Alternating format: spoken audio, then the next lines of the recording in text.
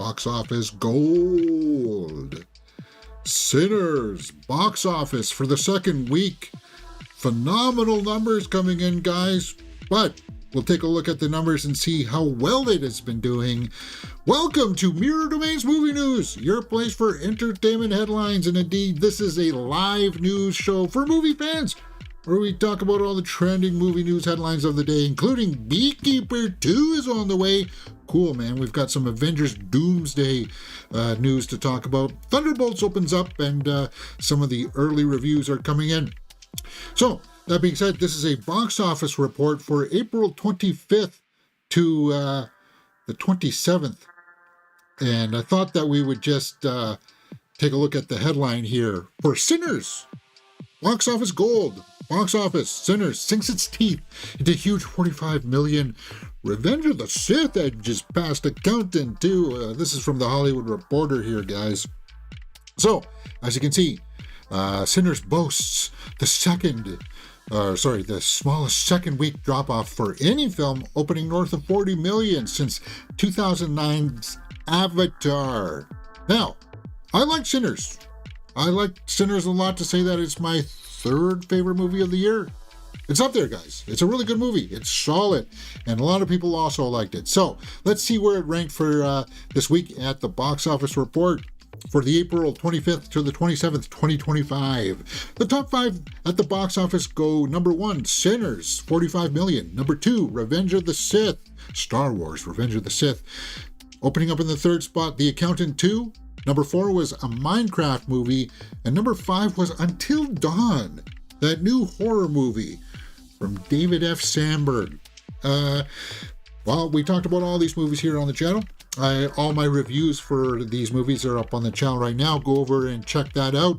Until Dawn, Accountant 2, on Swift Horses also opened up this week. And then, of course, the Sinners. Yeah, I had fun making that thumbnail. But Sinners, you got $45 million, a 6% drop. Boy, that is rather impressive. 3,300 theaters, $45 million. Let's take a look at the numbers, guys. So, for its second week, $122 million domestically, 39.1 internationally, for a worldwide total of $161.6 million. That's a lot of cheddar. But now, the budget was reported around $90 million, right?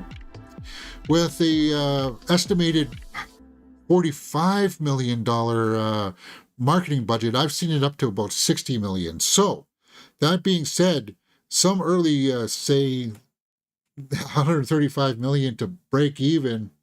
$135 million to break even. Let's say that's a conservative number. 161 million to 135 million. Plus what theaters take in their percentages. The theaters take a certain percentage of the box office. So we're still probably coming up to the break-even point, but it's got to add on another 50 million for us to confidently say that Sinners is a box office smash. It's a positive thing. It's done fantastic numbers for a horror movie. It's done fantastic numbers for its second week for a movie that made over $40 million. But we have to take this with a little bit of a grain of salt here, because I think what's going on here is, yes, people are liking this movie. A lot of people are liking this movie. Sinners, 98% by critics, 97% by the audience. It's a universally loved movie. So when you want to see the box office returns, it's maybe not quite up as high as people would like, so they've got to bolster these things by making headlines such as, it's only had a 6% drop. It's a $45 million. Well, guys, let's not delude ourselves here. We got to call it as it is. It is a success, no doubt about that. But it's not going to be a big slam dunk at the box office. And it's going to struggle this next week when the new Marvel film Thunderbolts comes out, because that's going to take number one for sure. That's going to be an easy 75 million in the pocket, maybe even up to 90 million. I don't know for Thunderbolts. I don't think so. I think Thunderbolts is going to be 60 to 70 million. 75. We'll have to see. It's going to be number one anyway, and it'll drop Sinners down to the second spot, maybe. Because The Accountant 2 also had some, it's got really good word of mouth, guys. And if you haven't seen The Accountant 2, coming in at the third spot for 24.4 million, I totally recommend it. But Sinners, good job. Really good stuff. I don't think there's a whole lot to complain about. The only apprehension I would have about running with these headlines that it's solid. You just got to remember the budget. And if it's good enough to get a sequel, traditionally in the past, production studios would double the budget. I would try to say, if you're going to make a Sinners 2, make it for 75 million. And you'd be like, well, how can you do that, James? Well, guys, just look at the returns. You got to look at the returns, and it's just not in that happy place. Because it's only 161 million. Now, it could make more on the international stage as it releases into wider markets, but that would have to make up a lot more. And I don't see that happening, because we'll be entering its third week at the box office. And I suspect that Sinners is going to tap out somewhere in the 260 market range. And I think that even that's being a little bit generous. That's going to add on another 100 million. But it's still good. It's still going to make money. It's just not going to be the huge, oh my God, kind of return that, say, some of the smaller movies have, like an Invisible Man or a Hostel. It's not like that, because those movies only cost 7 million, not 90. So we got to take it with a grain of salt. Let's talk about the second movie coming in at 25.2 million, Star Wars Revenge of the Sith. Now, this was the 20th anniversary for Revenge of the Sith, and I went out to see it on the big screen with my niece. Guys, this movie plays so well on the big screen. The sound design, the ships rumbling, it just adds on that extra factor that you kind of miss when you watch movies on your phone. Oh, I don't have my phone with me right now. Oh, there it is. When you were watching movies on this, you don't get the same experience as you do on the big screen. And 25.2 million domestically, 17 internationally, for a worldwide total of 42.2 for Revenge of the Sith. Thumbs up, guys. I pose you guys the interesting question. Do you think that Force Awakens or The Rise of Skywalker would get these kinds of returns? Force Awakens, maybe. But you got to remember that the older generation, my generation, poo-pooed all over these movies when they came out. I didn't. I liked them. Guys, I saw Attack of the Clones 14 times in the theater. Actually, I've probably seen it more because, because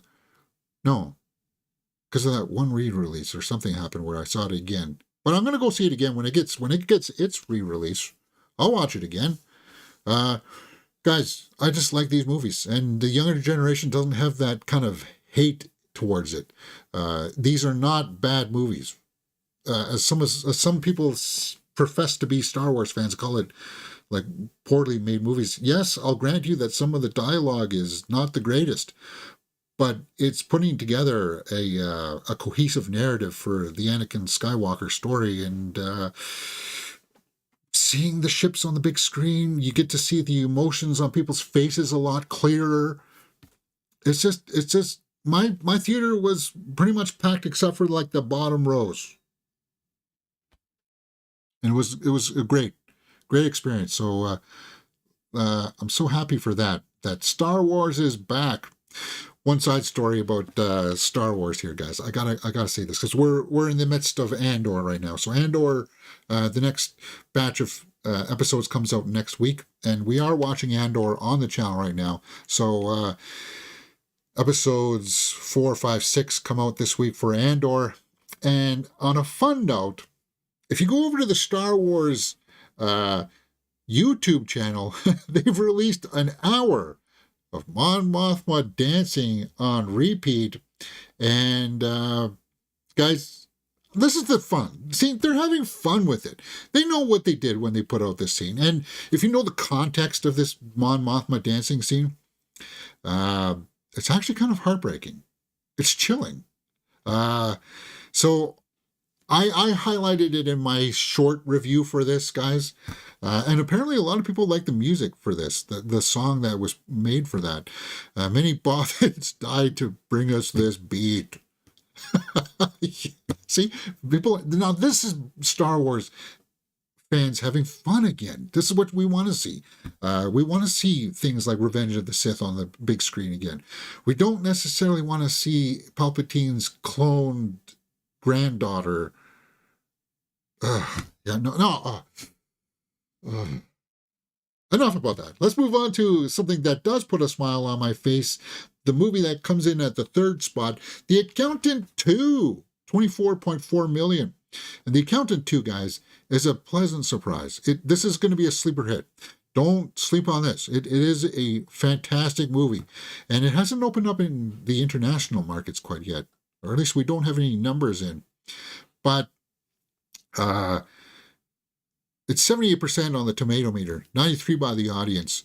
It's a thumbs up in my book. I was just kind of expecting the run-of-the-mill sequel to The Accountant, where it's like, okay, he's got to solve another case.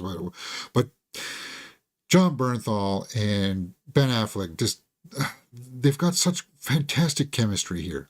And they roll with it. They know what kind of movie they're making. There's a cheekiness to it. And it just put a huge smile on my face. Go out and see it if you can. I totally recommend that you do. So The Accountant 2, $24 million. That's probably not what they were thinking. They were probably wanting the $35 million because The Accountant 2's budget is around $80 million. And this is not going to make that back. It's not going to. As I said, when Thunderbolts comes out next week, that'll be number one. Sinners will maybe The Accountant 2 has a chance to leapfrog Sinners and go into the second spot if we can continue this good word of mouth. That, guys, you will have a lot of fun watching The Accountant 2. You will not be let down by this movie. There's nothing in here that make you go, ugh. No, it's got great action. And it's got some really interesting comedy woven into it that you're not going to be expecting. That being said, it does set up franchise material like John Wick or The Extractor, right? Extraction series. The Accountant 2 director Gavin O'Connor says Anna Kendrick is 100% in for a potential third film. She and I have been texting. Well, spoiler alert, if you know from the cast, she's not in the second movie, but she is an interesting character that bounced off of Ben Affleck's character in the first movie, right? Because they were both analytically smart when it comes to the financial numbers. And if there's another case where he's got to break down numbers or something like that, then bring her in as well. Yeah, that would be cool. And maybe as a romantic interest, I don't know. Because the second movie kind of opens up with him kind of speed dating and him trying to find love. Maybe right there, I don't know. That'd be kind of cool. So, The Accountant comes in the third spot. A Minecraft movie. Minecraft comes in at the fourth spot. And, guys, I didn't really have much to say about the Minecraft movie. It has 816 worldwide now, in its fifth week. It's fifth week, right? Yeah, fourth week, so it's going to be in its fifth week. Minecraft movie, guys, it's pretty much done its run here in the North American box office. It's going to maybe get to 420 domestically. And then internationally, I think it's pretty much opened up in every other market except for China. So it's got some work to do to get to the $1 billion. It does. I'm thinking it's gonna. What did I say it was gonna tap out around 850, didn't I? It's gonna make more than 850, maybe around 900. But it's still a good haul for a Minecraft movie. Not quite the $1 billion success that some had prognosticated. But let's talk about the fifth movie, the other new release coming out this weekend, Until Dawn. Comes in the fifth spot, 8 million domestically, 10 internationally, for a worldwide total of $18.1 million on a reported budget of about 15. So, Until Dawn, $50 million budget. Now, you got to add on the marketing costs, the theater percentages. It's probably got to make around 30 million to break even, because the marketing campaign was not overall that huge. I would say it was pretty fair for a horror movie, maybe a $7 million marketing budget. So 22 million plus what theaters take, yeah, that's about 27 to 30 million. And I don't know if that'll make it. I may make it into the international market. The buzz around it was that 53 by critics, 69 by the audience. So it's not quite the people pleaser as people would think. Now, a lot more people were more forgiving to this movie than I thought it was going to be originally, because I thought fans of the game would be like poo-pooing all over it. But it's that audience has not been so vocal enough to break through. So even the reviewers can see that this is not like the Until Dawn movie, but it's not like the Until Dawn game. But you know, the Minecraft movie wasn't like the Minecraft game, so it's kind of like it stands to reason that maybe if it hits its marks just enough, it'll win some people. As a horror fan, if you don't know about the game, it does have some value in there. It is a very intriguing premise that they've got to relive this time loop over and over again and keep on dying. I just didn't like any of the characters. And the third act felt a little bit rushed, right? Silly movie, no plot, no story, says Johnny. Cherokee says good effects, but story not clear and confusing. Yeah. It's kind of mid. Mid is the word, right? And with a budget of around 15 million, we'll have to see how that fares in its coming week, because you got to think that everything is going to get shoved down here. Well, except Revenge of the Sith is going to be taken out because it's done its run. It's only a 1 week run, right? And Legend of Ochi is going to open up into a few more theaters because it only hit 11 million. And it's the Legend of Ochi is one that's having a really slow rollout. And I might go see it tomorrow at a matinee. This is that Willem Dafoe movie where there's like a small creature that gets caught out in the woods or something, and a girl tries to save it or get it back home, kind of thing. It's a family-friendly movie, and they're using the slow rollout method to try to build word of mouth. I don't think it'll ever get into the top 5, though, with its rollout being this slow. It would have to go boom. It would have to go into about 3,000 theaters this coming week for it to try to get into the top 5, because Thunderbolts will be number 1. I'm hoping that Accountant 2 will have enough, but I think Accountant 2 will drop down to about 12 million. So no, it'll go Thunderbolts, Sinners, Accountant 2, Minecraft, and then maybe this Legend of Ochi. That's what I'm thinking. And Until Dawn will slip out. But overall, guys, those are the box office numbers for the weekend of April 25th to the 27th. What did you guys think? Let me know in the comments below. You're watching Mirror Domains. So, Thunderbolts opens up this week. Thunderbolts. And the review embargo is down now. So people will be publishing their reviews any moment now. I think it's like at 12 o'clock, right, is when they came down. I know that Perry Nemiroff posted her review up on her channel already. I just haven't watched it yet. We've been hearing good things from test screenings, right? That the early buzz for Thunderbolts is that this is going to help put MCU back on track. because a lot of people didn't really like Captain America 4. I didn't hate it, but it was like nothing memorable, right? I'm looking forward to this because I'm rooting for Florence Pugh. Um, and yeah. I know that there's a lot of MCU fans out there. I know that there are. I just, uh, yeah, I think we've been burned a couple of times, so there's a little hesitation, I would say. Chris Schober in the live chat says, "Hey James, Beekeeper 2 is confirmed." And yeah, we're going to talk about that. Was there any different parts in the newer version of Revenge of the Sith? Like, no, there's not an alternative version. Do you think they'll ever get the version of 4? No, there's not going to be a 4-hour cut of Revenge of the Sith. Guys, there's multiple reasons for that. Number one, a lot of the effects are not done in that 4-hour cut. Like the entire opening sequence of them going on Grievous's ship. If they put that all back into the film, that alone is about an hour of stuff, and it's just that can't happen in a movie like Revenge of the Sith. I think Lucas was trying to put in he just wrote all this stuff, filmed all this stuff with the intent of having it be an option to see how it would fit into the film. There's stuff of them getting caught in a big underground fuel tank that they swim out of.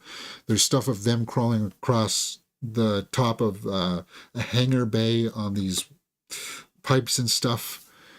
And it just really slows down the pacing of the film. It really does. So I don't think we'll ever see that. Okay, where are we at? We're talking about MCU.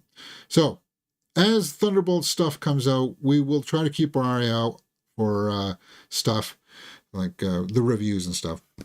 Because I'll be seeing it on Thursday. I think I'm seeing it on Thursday at 4 p.m. There's no early screenings, no advanced screenings for this one, oddly enough. That's weird. But Avengers Doomsday is around the corner, and it has started production. Who dares to defy Victor Von Doom in a new behind-the-scenes photo as production for Avengers Doomsday begins? And that's pretty much all you got, is just the seat. Victor Von Doom.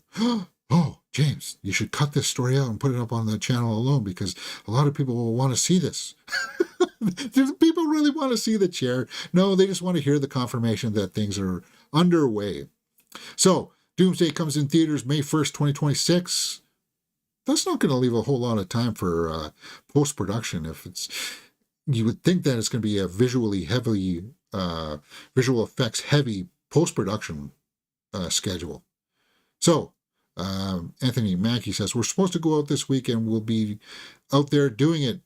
Everybody's excited. I feel with the script and having the Russos back, it's going to be great. I'm really excited for what this project is going to be. It's going to give the audience that old Marvel feeling that they always had. Well, I wouldn't say that they always had it, because Thunderbolts comes out and we'll have to see after that. And I think Fantastic Four should provide us some good momentum. I tell you this, if Fantastic Four doesn't perform well, we'll be back on that shaky ground again with the MCU. We will be. But I have faith in the MCU. I have faith in the Fantastic Four cast. I'm still a little on the fence with this whole Robert Downey Jr. thing as Doctor Doom. Like, I question if it was necessary. And the only reason why I think that he's there is because they're going to try to work in a way that this is like an alternate version of Tony. It's the only thing that makes sense, right? Otherwise, why cast him if you're not going to tie it back to Tony Stark in some capacity, right? That a Tony Stark from another dimension is going to have to come in and convince Victor Von Doom not to destroy certain aspects of a universe or something like that, to convince him that he's still got good in him, right? That's totally where it's going to go. We'll have to see. All right. What do we got next? Francis Ford Coppola. So, Francis Ford Coppola was honored over the weekend, right, by some of the big people out there. Spielberg hails fearless Francis Ford Coppola for making the greatest American movie. Yeah, so he had an AFI Lifetime Achievement Award Saturday. Steven Spielberg, George Lucas united to honor Francis Ford Coppola. I want to see that photo because they're all friends, guys. George Lucas, Francis Ford Coppola, Steven Spielberg. I think they went to film school together or something, but they're all friends, and that's really cool. So there was this honoring. Let's see what Spielberg said here in quote. When the film ended, you asked us to tell you what we saw, how we felt. You invited us all in, so one by one we told you we were lost and we were found, and I sat there in awe, learning that leaving yourself open and searching was in fact your superpower. So The Godfather is without a doubt one of the greatest movies ever made. Is it in my top 5? It's definitely in the conversation. Because it's just one of those movies that when it's on TV, when Godfather's on, regardless of what scene it is, you want to watch that scene. And then you realize you want to watch the next scene. And then you just realize you watch the rest of the entire movie. Because that's just how good The Godfather is. Now, Francis Ford Coppola's career from Patton to Megalopolis, I think I was one of the few that actually liked Megalopolis. I thought it was bold. Oops, sorry. Where am I? Adam Driver celebrates Brave, Francis Ford Coppola's 2024 flop. Well, it sucks that it flopped, but it was just too abstract, too weird. What's with this glowing face thing? Did he inject some of that new element that he put in his face? It was just weird. I like weird movies from time to time. Megalopolis just caught me on that right day where I was looking for something totally abstract. It's true that I don't think any studio should have backed this movie at the price tag that it was going to cost at $100 million that Coppola put in of his own money to make it. It was his vision. And it's that kind of boldness of filmmaking that I think one of the reasons why he got this award on the weekend. Because it's like 120 of his own money. It's just, he had this vision in his head. He wanted to make it. Nobody wanted to give him the money to make it. And he said, okay, fine. I'm like 80-something years old. I'm going to put my own money in this because I want to see this thing realized. That is courage. That's just awesome. And there's so much I liked about Megalopolis. I wish we could watch it together. Because I think it would be boring for a lot of people. It wouldn't get many views, but I think I would like to just have some conversations about some of the scenes. Maybe we could just do that because I liked it. But what does it say? Lionsgate there. What does Lionsgate streaming service have? Let's see if I can find it. Megalopolis streaming.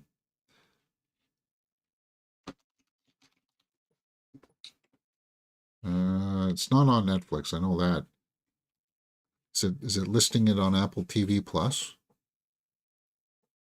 Do I have to sign up for an Apple TV Plus again? Oh, The Brutalist is out on there. Shia LaBeouf does a good job in this too. So does Aubrey Plaza. Aubrey Plaza, you never saw her that much in the trailers, but she's a big component of the film. She's awesome. I love Aubrey Plaza. Maybe that's why I like the movie so much. But Francis Ford Coppola, honored. He's definitely, it's one of those things where it's definitely worth it that he was. All right. So, what's next? The Beekeeper 2. Jason Statham fans will be buzzing after this late update. The sequel to one of the best action thrillers. Guys, I had lots of fun with The Beekeeper. Lots of fun. So, Beekeeper 2, Timo Tahanto, sorry if I'm butchering that last name, hopes the action sequel will be titled The Beekeeper 2, To Be or Not to Be. Well, why not? To be or not to be. Directed by David Ayer from a script by Kurt Wimmer. So is this Timo Tahano going to be taking over? No. In The Beekeeper 1, yeah, we know the synopsis. He kicks butt.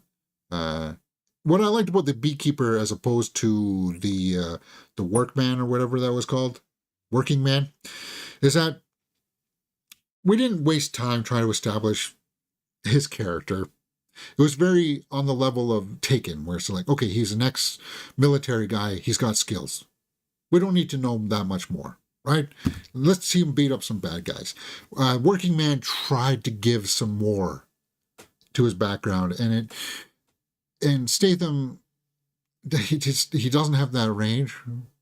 It's unnecessary. So Beekeeper 2 is happening. It's official. This time around, Statham will join forces with director Timo Tahano, who did The Night Comes for Us, The Shadow Strays, and Nobody 2, which is working on coming out soon, right? Nobody 2. So The Beekeeper, to be or not to be, what do you guys think? If they're making it now, if it is confirmed, that means maybe late next year, maybe next August, we'll get The Beekeeper 2. I don't think they'll be able to, unless they're shooting it now, it won't come out when, like The Beekeeper came out in January, right? So I don't think it'll be ready for January 2026. It'd be cool if it was. It wouldn't have a whole lot of post-production other than like visual effects post-production. Possible, but it would have to be shooting now. Let's take a look at Statham's IMDb. See, because it feels like there's something else that was on his schedule that perhaps is not coming to mind.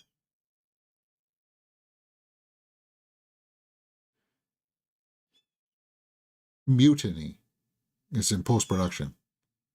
Cole Reed. And then whatever Fast X Part 2 is happening. Mutiny, what's that?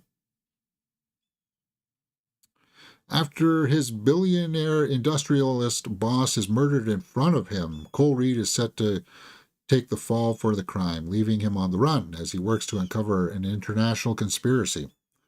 Who else is in this? Annabelle Wallace? Why does that name sound familiar? Adrian Lester. Lee Charles is probably the bad guy. He's probably the one that he's going to have to go kill. Oh, yeah, Annabelle Wallace. She was in Malignant. Cool. Yeah, we're a fan of hers. Ben Cartwright, Stephen Blades. We'll keep our eye out for The Beekeeper 2, To Be or Not to Be. Love a Statham movie, unless it's Crank or Crank 2.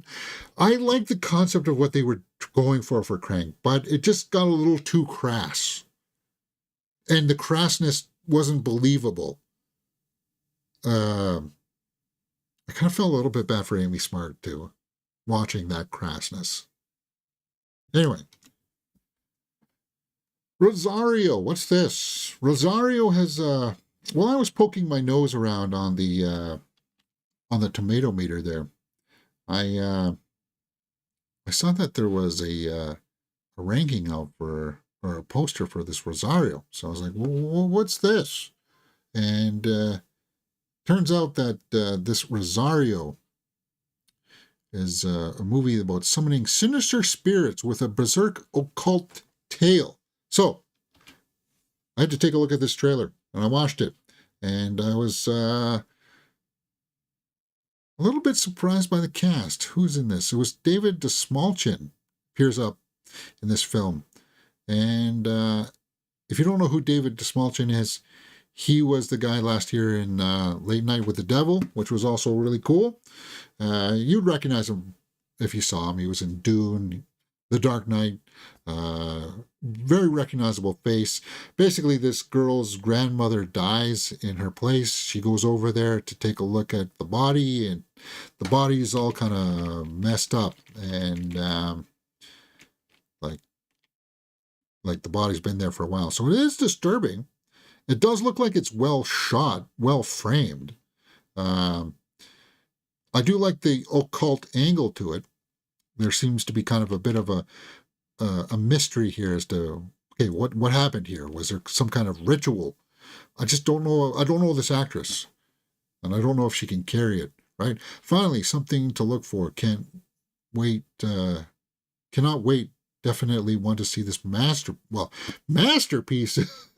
See, that is when I have problems with certain fandoms. You've just watched the trailer and you're calling it a masterpiece. Love horror movies. Definitely going to watch it. Well, yeah, I'm of that ilk. I love horror movies, and I'll watch any horror movie. $10. Grandma turns out was trying to protect her the whole time. So some people are already trying to prognosticate what the whole movie is about. But it caught my eye as a horror fan. Rosario, Grandma Has Secrets, from the director of Milk Teeth, continuing to show promise as a horror fan. Okay. Late Night with the Neighbor, David Smolchin. Yeah. And Late Night with the Devil is a movie that I also want to watch with you guys. But I'll have to sign. I think I had to sign up for a Shudder or something to get that one. Which reminds me, I gotta sign up for Netflix again because for some reason there's something wrong with the codes and it just hasn't been working out. I want to put a poll up on the channel because that Netflix movie Havoc is out with Tom Hardy. And I thought maybe we could do a full live watch along with you guys. What do you guys think? I just haven't been hearing a whole lot about it. 5.9 for Havoc. I'm a big Tom Hardy fan. It just came out, right? It just came out April 25th. I was thinking of either doing Havoc or this movie called Tenants that's out on Tubi. And it's a lower budget horror film that has Clark Wolf in it. And if you don't know who that is, she's somebody that I've followed since Collider and Nightmares. She's a big horror fan and an actress as well. And I think this is the first film that I've been able to get my hands on. Now, no, I saw that other one of hers. This one, Satanic Panic. Yeah, that's. She only shows up in that one scene though. But she loves her horror. She's very well versed in the realm of horror. She knows her stuff. So I was thinking about doing a bit of a tribute by watching this movie, Tenants. You know what? Maybe we could do both. I can't do anything on Friday because I'm working all day. But Wednesday we're doing the marathon of Andor. Thursday we're doing Survivor. Plus, I'll get my Thunderbolts reaction up on Thursday night. It'll be a long day for me Thursday, though. It won't be until like 10 o'clock on Thursday that I'll be seeing that. But Tenants is up on Tubi. And it trust me, it's a lower budget film. But I do like to see people trying to stretch, trying to say, hey, we want to contribute to these films as well. But yeah, I'll have to sign up for Netflix again because my account is just I'm sharing it with somebody else and it's not working again. So I just have to figure that out. Our Glass Viking says in the live chat, Tom Hardy is excellent in the series Mobland. Havoc is dialed up John Wick. The budget went on the bullets. Oh, okay. Is it worth watching though, Our Glass? I mean, I like action. So it's one-person army action. After a drug deal goes wrong, a bruised detective must fight his way through the criminal underworld to rescue a politician's estranged son, unraveling a deep web of corruption and conspiracy that ensnares the entire city.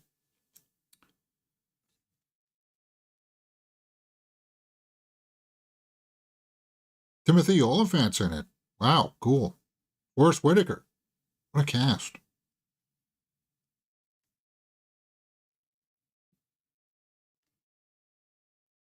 Yeah, maybe I will.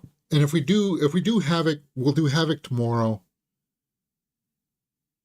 we'll see. We'll see. Uh, if I get Netflix, it'll have to be that $7 tier, though. Yeah, it's okay. It's very fast paced. When does it come in at? An hour and 47 minutes? I don't know if there's going to be that much buzz for it. Let's face it, James. There's not going to be a whole bunch of buzz for. It'll get its small 20 views or whatever, but Tenants will also only get its 20 views. What the?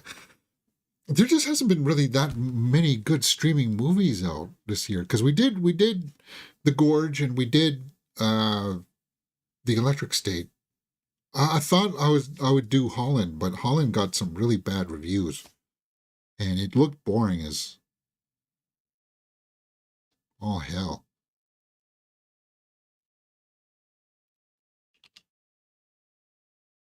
We could do a watch along for The Accountant 1. That would be kind of cool.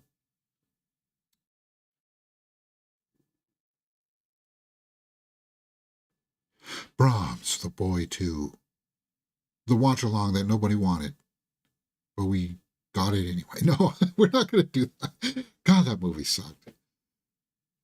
I don't know what they were smoking when they came up with that one. All right. Is that it for today? No, we got some hit or miss. We got a few more here that I was going to pull. That I had pulled. Weapons Barbarian director, new horror film unveils new images and character information. So I didn't really react to the teaser because it was just basically a bunch of kids walking around with their arms like that. But I wanted to I do want to see it because I did like Barbarian. Zach Krieger, Julia Garner, Josh Brolin, Alden Ehrenreich. Let's take a look at these new images. That's Brolin, all right. Yeah, there's something about the kids that get corrupted or turn against their parents. You kind of get Village of the Damned vibes, right? Because they all run around at night with their arms out in a certain direction. It's very creepy. Julia Garner's okay. Good actress. What else did I pull? Dwayne Johnson brings the pain as MMA legend Mark Kerr in the Smashing Machine. So, Smashing Machine. New poster. Emily Blunt. Yeah, it makes me think about those reports that Dwayne Johnson doesn't show up to call times on time, that he pees in bottles, and it's just not a really good, pleasant experience to work with. But then it makes me question, because if that was the case, then nobody would want to work with him. Emily Blunt has now worked with him twice because of this and Jungle Cruise, right? And I think they're slated to do Jungle Cruise 2, I think, right? So they're going to be working together 3 times. And if the reports about The Rock are true, that he's belligerent or like not very professional, it doesn't add up with all those controversial gossip. Something doesn't add up. I don't know. The Smashing Machine, UFC legend. I have to take a look. Let's go over to the Reddit roundup. See if there's anything on here. Those are those weapons pictures. Ousted CEO Bob Backish. Sorry. I don't know why I struggled with that. I was about to say cabbage. 69.3 million in severance. Guys, this is so disgusting about these companies, is that you get fired from your job, but we're going to give you 69.3 million. And when I get fired from a job from somewhere, I don't get a severance like that. It's grotesque. And then he'll get another job. Like, no, if you get fired from somewhere, you should not be able to work in that industry ever again. It's one of the few industries where that's tolerated, and it shouldn't be. All right. What else is going on here? A trend in movies right now that you wish dies a horrible death. In movies, I don't know. I would say, let's see what their selection is here. For me, it's the popular songs from the 70s, 80s, and 90s. Oh, yeah, like Nirvana and what else? The Painted Black, uh, Immigrant Song. Yeah, those get overplayed, way overplayed.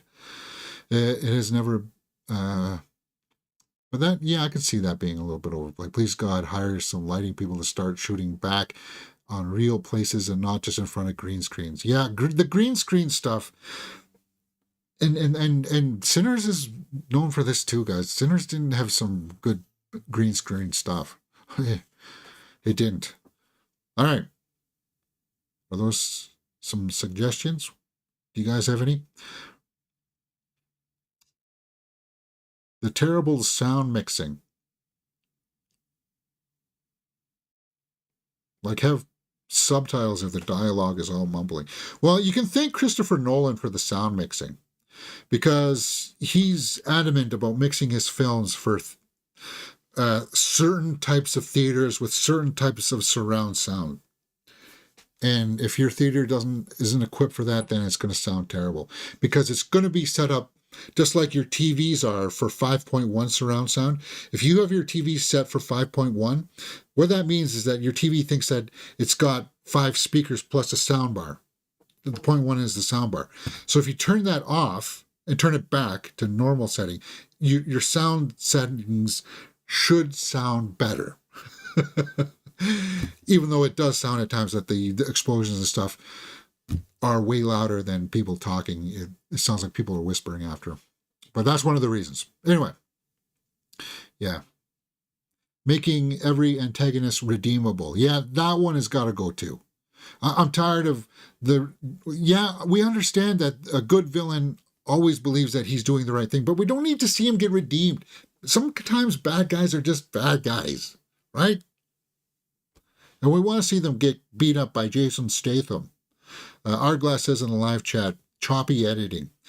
Yeah. And luckily, I think, unless you're Paul Greengrass or Francis Lawrence, that's slowly going away. Or who's horrible for that? The director of the Resident Evil movies, Paul T. Anderson. He's so awful for that. That, like, we're getting a cut every 2 seconds, sometimes less. Like that last Resident Evil movie,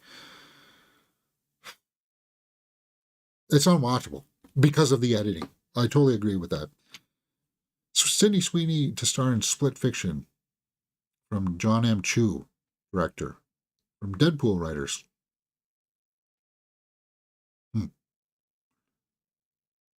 Rob a bank, Doomsday. Avengers Doomsday begins filming. Yeah, we know that. What's this? Deep cover. Oh, yes. Bryce Dallas Howard, Orlando Bloom, and Nick Mohammed are hired by police to help stage low-level stings. Sorry, strings. God, I'm fumbling the ball here. Guys have only been on for 49 minutes. Their instinct is to always say yes without breaking character. It leads them to deep inside the London criminal underworld. Well, guys, if you don't know how I feel about Bryce Dallas Howard, I'm a huge fan. So, yeah, I'll always be watching anything with her in it. And last I heard, that Pets documentary was really good.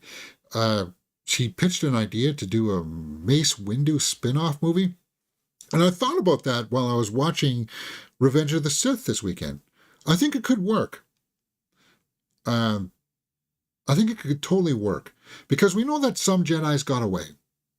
And if there was a old man Mace Windu story of him, kind of like what happened with Obi-Wan, coming out of retirement to help protect some few lingering Jedi, I think there could be a story there to be told. It could be interesting. Anyway, Bryce Dallas Howard, awesome, incredibly beautiful. What a critically panned movie. what's a critically panned movie that you just can't help loving? Well, I didn't really love Megalopolis, but I think that's one I just recently talked about, right? New poster for Ballerina. That one kind of hurts. Lance Reddick, may he rest in peace. Too young, right? Daphne Keane, Steve Buscemi, Johnny Knoxville, Sam McCarthy, starring in the raunchy comedy The Marshmallow Experiment. Now, I think I'm going to be seeing Daphne Keane this year. She's coming to the Toronto Fan Expo. And I had such a good experience with it last year because that's where I got this photo, is at the Fan Expo. So, her and I got that opportunity to meet. I gave her the thumbs up for Jurassic World 2. So I'm going to be seeing Daphne Keane there. Hopefully she has a panel. That would be cool. Because I think she's got great potential. Anyway, a raunchy comedy, The Marshmallow Experiment, essential launches for Khan. What's it about? The story of a young internet-addicted teen who, after bombing in bed with his dream girl, embarks on a wild, cringe-filled journey of digital detox with influencer parents, rogue AI avatars, and a talking gorilla as his guide. The Marshmallow Experiment tackles intimacy, identity, and growing up unplugged in the most online way possible. All right, sounds kind of interesting. What's your favorite movie monologue? Oh God, there's so many out there, guys. So many monologues. The Tears in the Rain, though, that's not really a monologue. Is it? That's just like a few lines. When I think of a monologue, I think of like Christopher Walken, the Gold Watch monologue. That's a real monologue, right? From Pulp Fiction. I hit it in the only place that I thought I knew how. Yeah, that's a good monologue. Or you know what? Uh, Vice. Oh yeah, Robert Shaw's USS Indianapolis monologue in Jaws.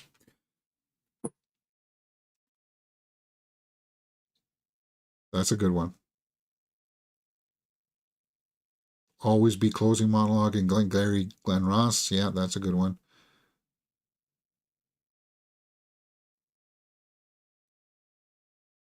Mark Renton, Choose Life monologue in Train Spotting.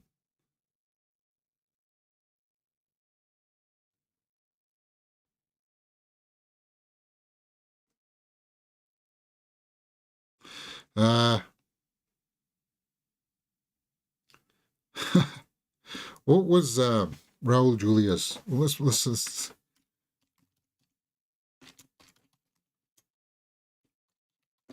Bison monologue.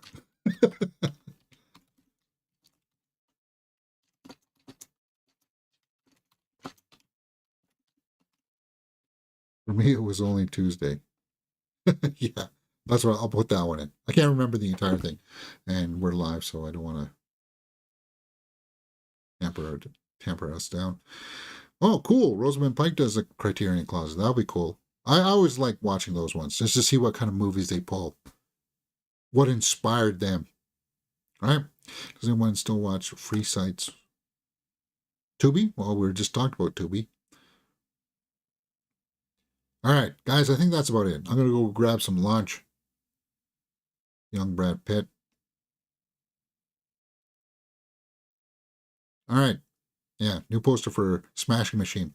All right, that's it for me, guys. Come join us on the channel because we were going to be watching Survivor and/or season 2 Wednesday.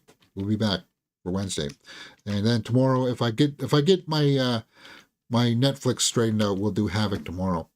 Any courtroom roundup in movies is good monologues. Matthew McConaughey in A Time to Die. Yeah, or oh,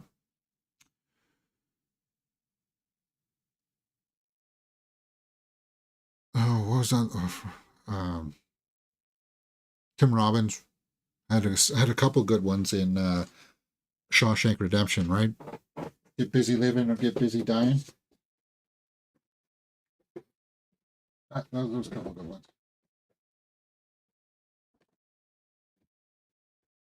Did Dark have any good ones? I don't know. All right, guys, that's it. Let me know what you thought about some of the stories in the comments below, and we will talk about it. If not, come join us for some other stuff during the week, and/or we've got movie reviews. We'll also be doing Survivor, episode 10 this week, and we've got some good stuff. See you next time, right here on Mirror Domains.